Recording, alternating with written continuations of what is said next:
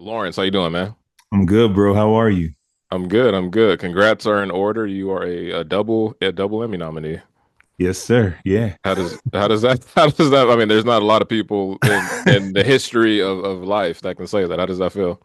It's surreal, bro. I'm still trying to wrap my head around it. It's kind of crazy. Where were you at when you got the news? I was My son is going to summer camp, so my wife and I were dropping him off in the parent parking lot. I was talking to a parent when my boss called me and I saw his name on it, and I knew around that time the nominations were coming out, but I Mm, purposely wanted to be busy because I didn't want to be like staring at my phone. So I saw yeah, him call, and I was like, this could be good news. And and it was good news. He told me that's I was nominated and gave me all my flowers.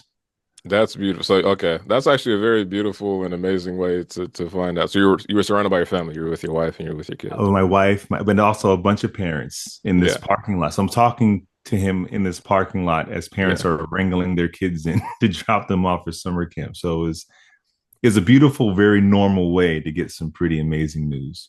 That's amazing. Did you like tell the parents while you were dropping them off? No, no, no, no, no. Okay. I was like, was it like a whole celebration where everybody was involved? And I told my wife, and she was very happy, gave me a yeah. hug and all that jazz. And I kind of kept it cool. And it was wonderful because my parents were visiting around that Mm, time. So we got back to the house, told my parents, they were mm, very excited. yeah. We went out to breakfast, and yeah, That sounds like a lifelong memory that you're gonna probably forever to cherish, I would imagine. absolutely. Uh, My mom nearly cried. My dad got up and gave me one of them grown man hugs, like, yeah, yeah, yeah. Bring it in. yeah, Yeah. Like, yeah, bring yeah. it in. The ones they do every once in a while. Yeah, yeah. Yeah, yeah, yeah, yeah. Beautiful. Okay. So if we could go back, if you could go back and talk to Lawrence when he first joined the show, Mm. do you think if you told him the journey and what where you are now and the double Emmy nominees, do you think he'd believe it? Yes and no. Mm, Yes, because you have to believe in yourself. Like, mm, what we want to do in the arts and media is pretty unheard of. Unless you came up in a family that this is what they do, you're kind of the first one. So you have yeah. to have a really strong, almost delusional belief.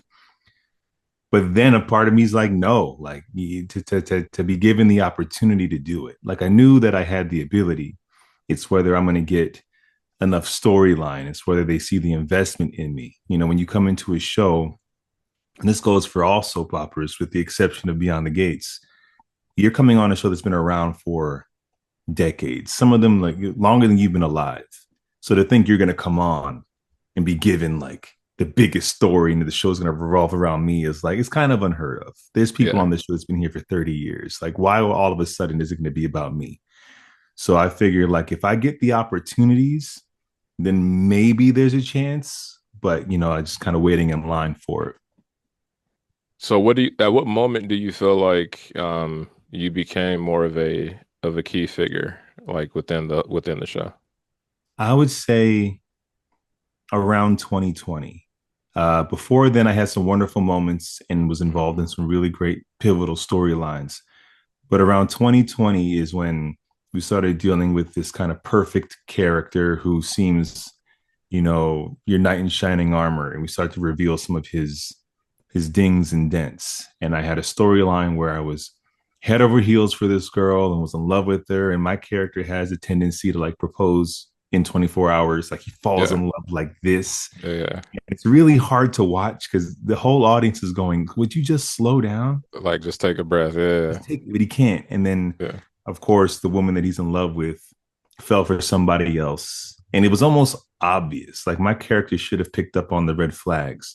Yeah. I purposely made the intention that he didn't see it because I knew that once he finds out, then I get to play the crash. Yeah. And they gave me the crash. And I think when I did that, I earned their trust on another level of being able to Mm. handle story. So after that, I've been just given more opportunities to show more hurts and more layers to this character who was pretty perfect before then. Yeah. So I say 2020 is kind of when it started. Okay. You mentioned earning the trust of the creators, of the writers, and the crew. I'm Hmm. curious about the fan base. Like, what is Mm. the fan base like when you're part of a soap? And then do you feel like was that around the same time you earned their trust, maybe? I think I had some of their trust because I was on a soap opera years ago. I was on Guiding Light. So they Right. saw like glimpses of what I can do. As far as the new audience, I think they were I, my character is a very likable person. Yeah. Even if he annoys most people like him. Mm. Um, but I think so after that storyline where he had his heart broken, he's miserable. He winds up having an affair with his boss's wife.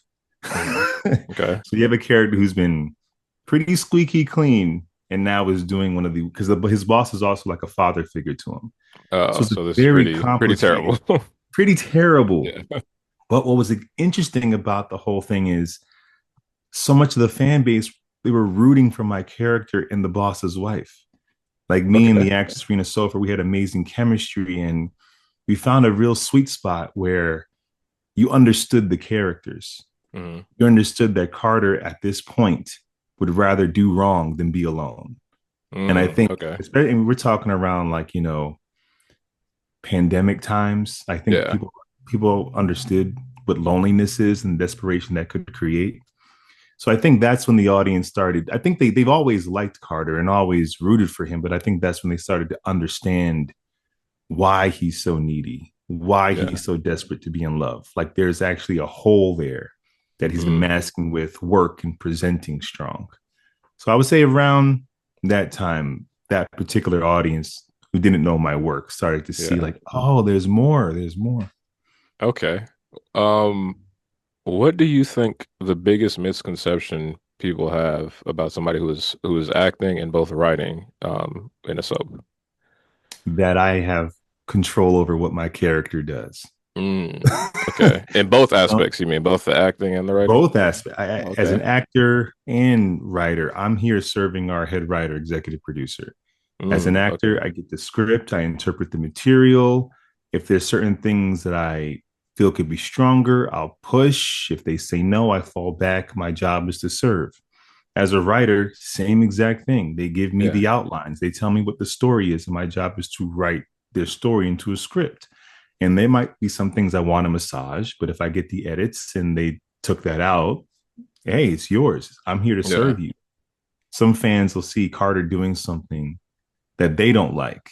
And I might like it, but they don't like it. And they're like, Mm. why would he write himself into that? I'm like, first, I like where Carter is. And second, Mm. I don't have control Yeah. over where he goes. That's not my job.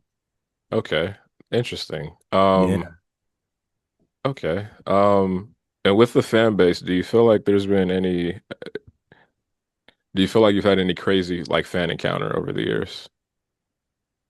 Yeah. When I was on Guiding Light, Hmm. yeah, there was this guy who back then they would write letters and they still do, but there Yeah. wasn't a whole lot of we had That was like, emails, but it was in a social media presence yeah, I back was to then. say This is now they like can just tweet you directly. Yeah. right. This is like Yeah. 2007, right? Oh, okay. Yeah. And I was getting these letters and no. We did actually have some email database specifically for the show.